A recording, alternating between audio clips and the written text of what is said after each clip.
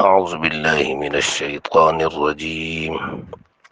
بسم الله الرحمن الرحيم. ولئن أتيت الذين او اے پیغمبره کتراوړي او کسانو ته اوتل کتابه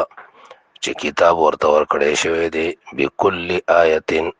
هر قسم دلیلونه او هر قسم نښې د نبوت ما تبعو قبلتک نو دو تابعداري نه کوي د قبلې ستا یعنی د دین ستا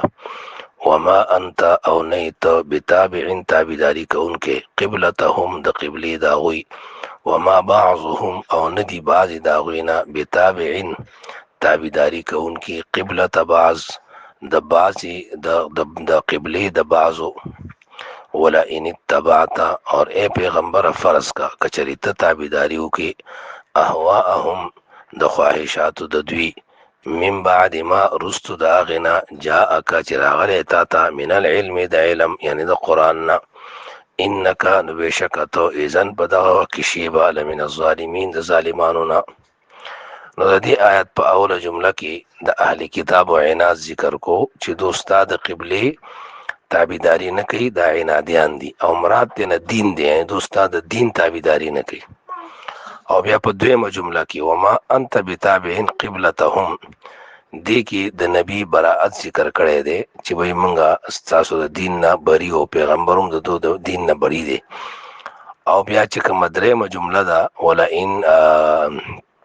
وما بعضهم بتابع بعض یعنی دو په منځ کې هم اختلاف طرف ته اشاره ده چې دو په خپل په منځ کې هم اختلاف ده او دو قبلې د ځانه جوړې کړي د پیغمبر د الله په قبله پسې دو نه ځي. مثلا د يهوديانو قبله چې دا بیت المقدس نو ته نسوارانو مخکو او د نسوارانو قبله چې واغه مشرق طرفو کم ځای کې چې عیسی علی السلام پیدا شو بیت اللحم چې ته ویل کی نو داغه قبله غوا نو دو حالانکه بیت المقدس قبله دو ځانه جوړې کړي. ولا ان اتيت الذين دی کی جمله کې الله رب العالمین منګ او تاسو ټول ته دا یې راوړي چې کوم سړي باندې دلیل واضح شي د شریعت چې دا واضح دلیل له او دا غینه باوجود دا دلیل پریدي او نه مني په خپل خواهشات رواني دارنګي په بي دلیل خبرو بس رواني